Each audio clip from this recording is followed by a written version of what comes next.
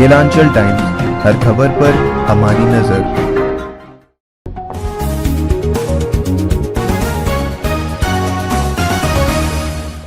नमस्कार, केलांचल टाइम्स में आपका स्वागत है। आपके साथ मैं हूं नैनी मिश्रा। हमारे सहयोगी ओमकार झा आज चौसा पहुंचे हुए थे, जहां पर बिहार में हो रहे पंचायत चुनाव का उन्होंने जायजा लिया। चौसा पश्चिमी क्षेत्र संख्या 22 से जिला पार्षद प्रत्याशी आफ्ताब जी से उन्होंने बातचीत की। आफ्ताब यानी कि सूरज किस तरीके से चमकता है, क्या वैसी ही रोशनी वो अपने क्षेत्र में फैला रहे हैं? अगर वो जीत जाते हैं तो क्या वैसी ही रोशनी वो पूरे क्षेत्र में फैलाएंगे? ऐसे तमाम सवालात हमने उनसे किए, उन्होंने क्या जवाब दिया, ये देखिए इस रिपोर्ट में। नमस्कार, आप देख रहे हैं केलांचल टाइम्स। मैं हूं ओमकार झा। अभी मेरी बात जिला परिषद प्रत्याशी आफ्ताब जी से हो रही थी। आफ्ताब का मतलब होता है सूरज, जिसके निकलने से लोगों की दिनचर्या स्टार्ट होती है। इन्हीं से जानते हैं कि इनकी जो जीवनी है, इनकी जो यात्रा है, कहां से स्टार्ट हुई। आफ्ताब सर, केलांचल टाइम्स में जुड़ने के लिए धन्यवाद। बहुत बहुत शुक्रिया सर। आप अपने बारे में कुछ बताना चाह रहे थे। सर, मैं बिहार से ताल्लुक रख रहा हूँ। बेसिकली मेरा ये पुश्तैनी घर है और मैं चौसा ग्राम, मेरा एक छोटा सा गांव है, रूरल एरिया, जो बिहार के सीमांचल एरिया में है। और मेरी जिंदगी की शुरुआत यहीं से हुई। मेरा पढ़ाई लिखाई 10वां क्लास हमने यहीं जनता हाई स्कूल चौसा से किया है। और उसके बाद आईएससी की परीक्षा हमने बाबा विश्वराउत कॉलेज, यहीं पे छोटा सा एक कॉलेज है, वहाँ से किया है। और पैसे के अभाव में हम बाहर पढ़ने के लिए नहीं जा पाए, लेकिन परिस्थिति ऐसा आया। और मैं 13-14 साल का जब था, तो 13-14 साल के एज में इंसान को गुस्सा भी ज़्यादा आता है। तो घर में किसी बात को लेके झंझट हुई और हमने उसी दिन डिसाइड किया कि मुझे यहाँ से बाहर जाना है। और मैंने दिल्ली के लिए, यहाँ से तूफान एक्सप्रेस चलती थी, मैं उसमें लोकल ट्रेन में टिकट लिया और मैं दिल्ली के लिए रवाना हुआ। मैं 5 साल वापस नहीं आया और मैं जब तक ग्रेजुएशन नहीं किया तब तक वापस नहीं आया। और मेरे जिंदगी में संघर्ष, गरीबी, मैं दिल्ली के अंदर रहकर मैंने सेम डे मॉर्निंग से ही मैंने काम करना शुरू किया, मजदूरी करना शुरू किया। आप देखेंगे कि मैं पढ़ाई करने के बाद, कंप्यूटर शिक्षा लेने के बाद मैं छोटा सा एक जॉब किया, लेकिन वो जॉब जो है वो 4th ग्रेड का जॉब था। और उसके बाद हम फिर क्लर्क बने, फिर हेड क्लर्क बने, फिर हम एडमिनिस्ट्रेशन डिपार्टमेंट गए, फिर काम को सीखे। और ऐसा भी हुआ कि MBA हमने फिर दिल्ली विश्वविद्यालय से ग्रेजुएशन 2004 में किया और मास्टर इन मैनेजमेंट 2006 ईस्वी में किए। और 2007 ईस्वी में PG in English literature Jamia Millia Islamia से किया। और उसके बाद PG इन एडमिनिस्ट्रेटिव लॉ किया हमने वहाँ से। और हम जब काम करना शुरू किए तो हिंदुस्तान के सबसे वरिष्ठ इंटेलेक्चुअल्स, जो फादर ऑफ एग्रीकल्चर कहलाते हैं, जिनका नाम डॉक्टर MS स्वामीनाथन है, और फादर ऑफ हॉर्टिकल्चर कहलाते हैं डॉक्टर KL चड्डा, जिनकी काफ़ी बुक्स आप एग्रीकल्चर यूनिवर्सिटी में पढ़ सकते हैं। और मैनेजमेंट में मैंने फिलिप कॉटलर के बुक को पढ़ा था, लेकिन मुझे काम करने का जो सहयोग प्राप्त हुआ, वो काम करने का जो मौका मिला, वो मिस्टर वेद प्रकाश शर्मा जी, जिन्होंने बीटा डाइंग मॉलिक्यूल भी तैयार किया है, जो इंडिया के हर एक फार्मेसी में आपको मिलेगा। और उनके साथ हमने 7 साल गंवाए। और फिर हम इंडिया न्यूज चैनल को ज्वाइन किए। फिर हम कुछ दिन बैंकिंग सेक्टर में भी काम किए, फाइनेंस सेक्टर में काम किए, कंज्यूमर ड्यूरेबल्स में वर्क किया।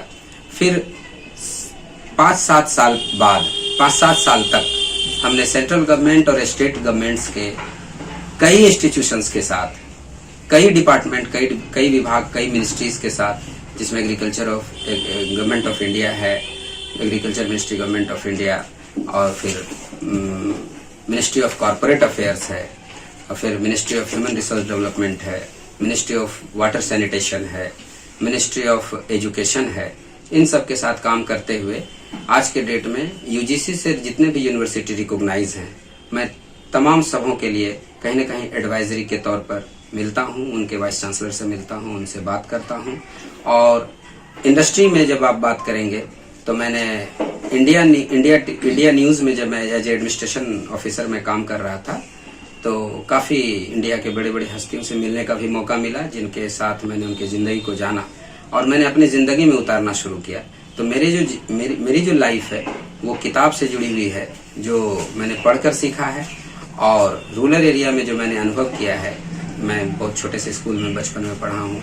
और मेरा जो है, मैं पेड़ के नीचे एक स्कूल थी, यहाँ पे कॉन्वेंट चलता था नर्सरी में, तो मैं वहाँ भी पढ़ा हूँ। मेरे कुछ दोस्त साइंटिस्ट भी हैं, आईएएस भी हैं, आईपीएस भी हैं, लेकिन हमें आईएएस आईपीएस बनने का शौक नहीं था।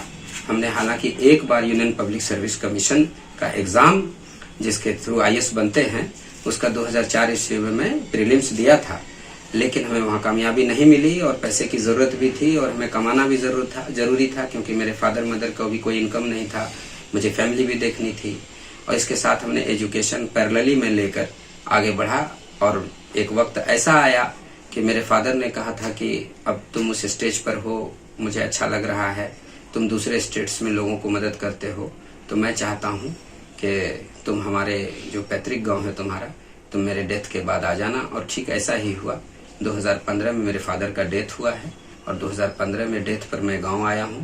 और तब से मैंने इंडिया न्यूज़ में अच्छे पैकेज की मेरी जॉब थी एज एडमिनिस्ट्रेशन ऑफिसर, और मैंने उसको रिज़ाइन किया और मैंने ये प्रण किया कि पैसे कमाने के लिए तो काफ़ी वक्त होते हैं और कितना भी पैसा कमा लिया जाए सेटिस्फेक्शन नहीं होगा।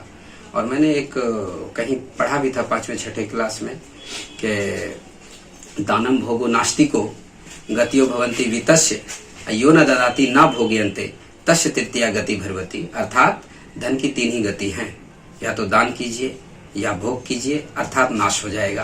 तो मुझे लगा कि मैं धन लाख जमा कर लूं, वो नाश होना है, क्यों ना इसको लोगों में भोग करने के लिए छोड़ दूं। और ये 3 गति जो हैं, दान कीजिए या तो फिर भोग कीजिए, अर्थात नाश होगा। मैं यही चैप्टर लोगों को बताता हूँ और मैं चाहता हूँ कि भारत के जो लोग हैं, खास करके बिहार के जो लोग हैं, खास करके हमारे रूरल एरियाज, मधेपुरा डिस्ट्रिक्ट काफी रूरल एरियाज है, यहाँ के जो लोग हैं, और खास करके हम जिस जिला परिषद क्षेत्र से लड़ने के राजनीति का शुरुआत किए हैं, ये जो क्षेत्र के लोग हैं, जो गरीब गुरबा वंचित समाज है, और हालांकि जो किसान हैं उनके पास 10 बीघे जमीन है, लेकिन स्टैंडर्ड ऑफ लिविंग अच्छी नहीं है। वजह है कि उनको बताने वाला कोई नहीं है कि आज के डेट में फैमिली में टीवी की भी जरूरत है, फ्रिज की जरूरत है, वॉशिंग मशीन की जरूरत है, एजुकेशन की जरूरत है। इन सब को छोड़ के वो सिर्फ दिन रात खेती में लगे हैं। और जो खेत अगर 20 लाख रुपए बीघे का खेत है तो उसमें वो 20,000 25,000 साल का उपज कर रहे हैं, जबकि उनको बिजनेस में कन्वर्ट हो जाना चाहिए, अपने स्टैंडर्ड ऑफ लिविंग को ठीक करना चाहिए और धन का उपयोग अच्छी तरह से करना चाहिए, और ताकि आगे आप और पैसे कमा सकते हैं और रोजगार दे सकते हैं, रोजगार ले सकते हैं। आपका जीवन बहुत संघर्षपूर्ण रहा, आपकी जीवनी बहुत अच्छी लगी। बिहार में गांव की सरकार चुनने का वक्त है। कई चरणों में मतदान भी हो गया और कई चरण का मतदान बाकी भी है। जहां जहां मतदान हो गया है वहां पे लोगों ने अपने गांव की सरकार यानी मुखिया और जिला पार्षद के रूप में प्रत्याशियों को चुन भी लिया है। और जहां जहां मतदान अभी नहीं हुआ है, प्रत्याशी नामांकन करके अपने प्रचार में जोर शोर से लग गए। चौसा प्रखंड के चौसा पश्चिमी में हमारी मुलाकात आफ्ताब और सूरज जी से हुई है, जिनका कहना है वो एक जिला परिषद के प्रत्याशी हैं। उन्हीं से जानते हैं कि उनका चुनाव प्रचार कैसा चल रहा है और उनका चुनाव लड़ने का उद्देश्य क्या है।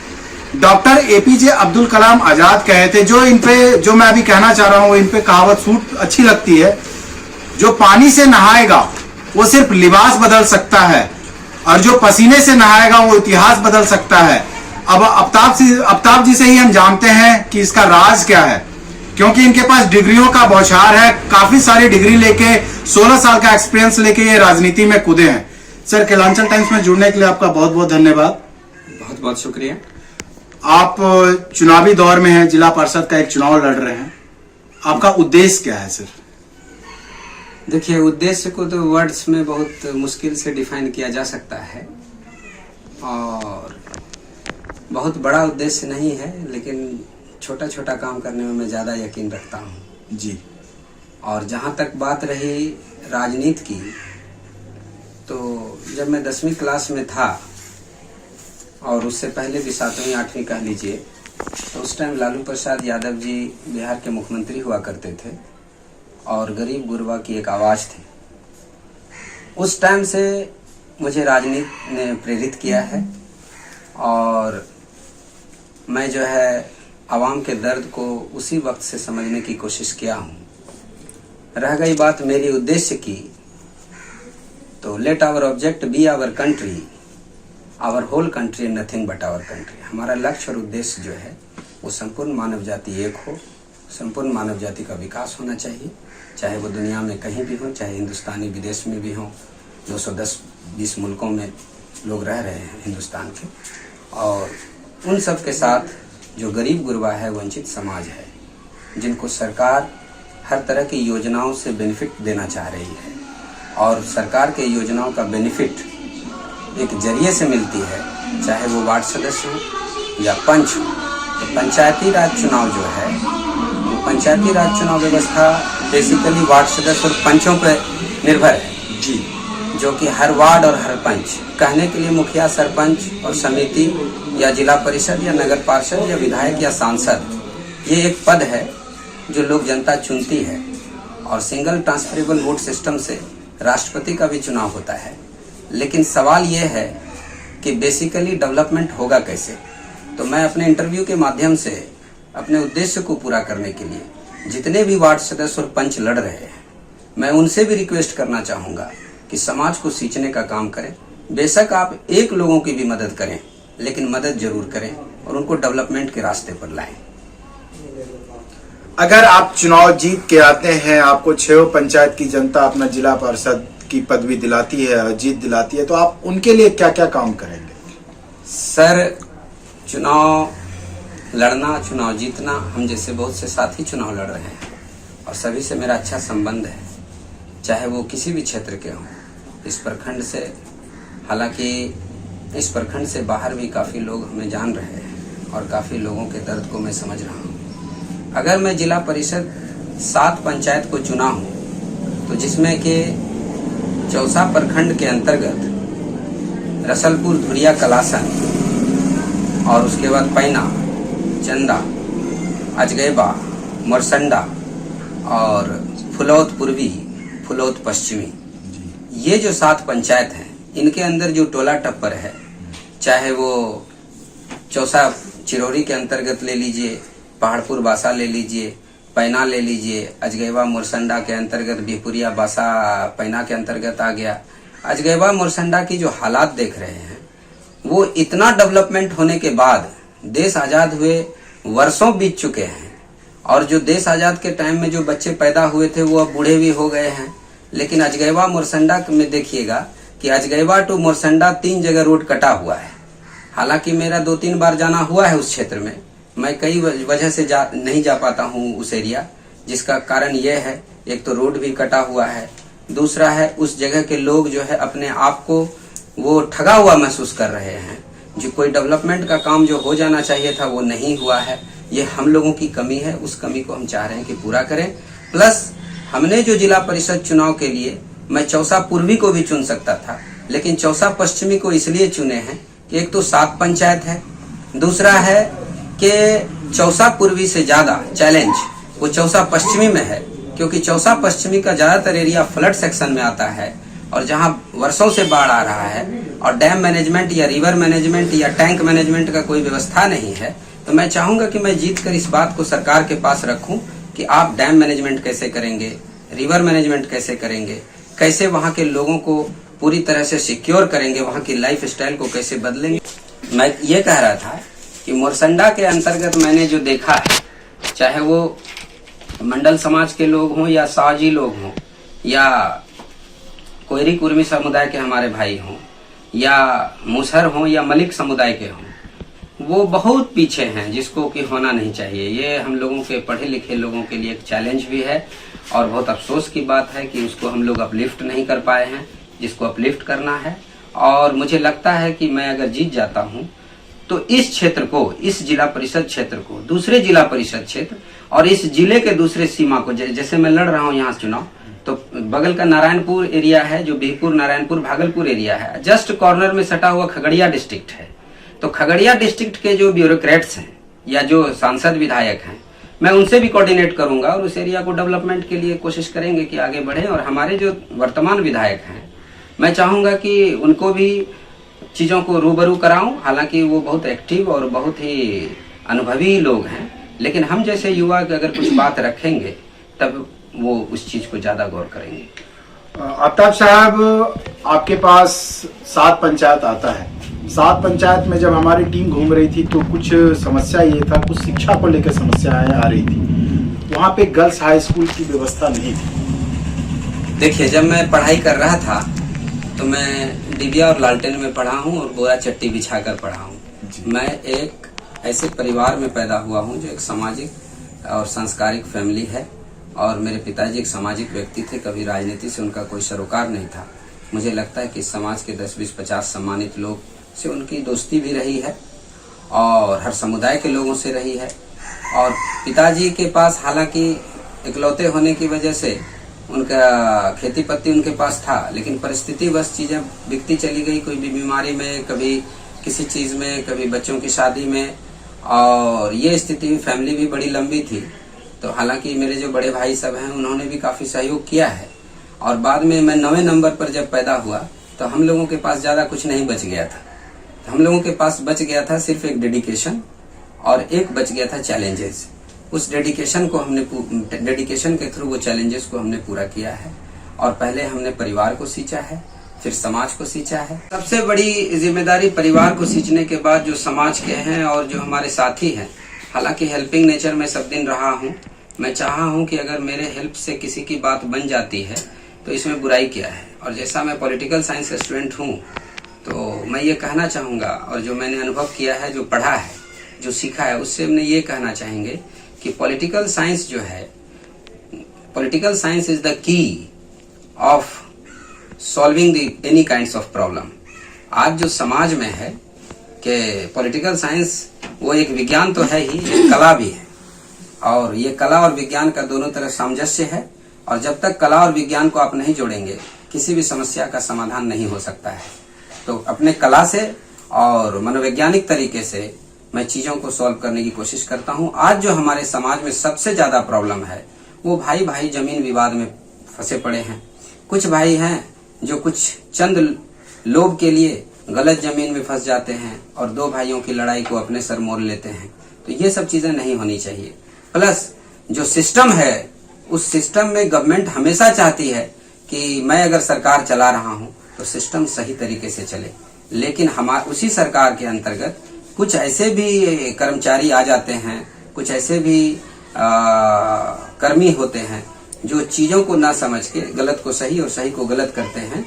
और यही वजह है कि मैं इस आपके टीवी चैनल के माध्यम से सरकार को भी आगाह करना चाहूंगा और उन कर्मियों को भी आगाह करना चाहूंगा कि अगर आप कुछ कर रहे हैं तो हमेशा सही कीजिए, सही का साथ दीजिए, ताकि समाज में परेशानियां जो है वो कम हो, भाई भाई में आपस में लड़ाई ना हो और सभी लोग तरक्की के रास्ते पे चलें और आप आगे बढ़ें।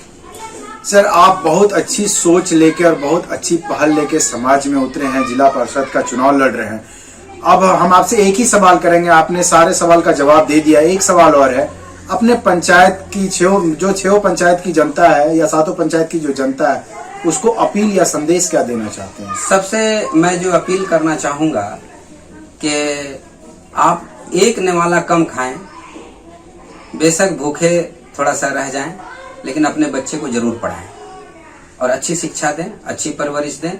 और जिनके लड़के 13-14 साल, मैं कहना ये चाहूंगा, संस्कृत का एक श्लोक है कि लालियत 5 वर्षानी 10 वर्षानी ताड़ियत प्राप्ते तु 16 वर्षे पुत्र मित्र वदाचरेत। अगर आप 1 से 5 वर्ष के बच्चे हैं तो उनको आप लाड़ प्यार दें। 5 वर्ष के बाद के बच्चे को थोड़ा डराएं धमकाएं, और जब वो 12 वर्ष के क्रॉस कर जाएं तो उनको दोस्त की तरह व्यवहार करें, उनसे सारी प्रॉब्लम को सुनें, वो क्या चाहता है वो उस चीजों को समझें और उस हिसाब से उनको तरक्की के राह पे लाएं। और इस चैनल के माध्यम से तमाम युवाओं को भी मैं एक संदेश देना चाहूंगा कि ये देश वो आपके हाथ में है। आप जैसा चाहेंगे संरचना कर सकते हैं, जैसी बनावट चाहेंगे, जैसी तस्वीर चाहेंगे, जैसी कहानियां चाहेंगे आप बना सकते हैं।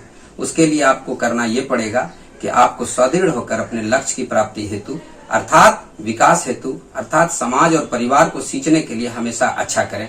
इतना ही कहना चाहूंगा इस टॉपिक पे। नेक्स्ट क्वेश्चन आप कर सकते हैं।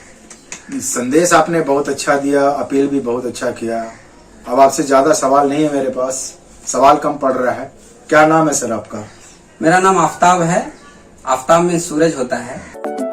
अरे ठीक हो भैया, ऐसे वीडियो देखे जा रहे हो, तनिका सब्सक्राइब कर लो और हाँ, घंटा का बटन जरूर दबाना, तब हमारे वीडियो का नोटिफिकेशन सबसे पहले मिलेगा। यहाँ वहाँ का देखा तो हम तो का ही काटना है, जल्दी दबाओ।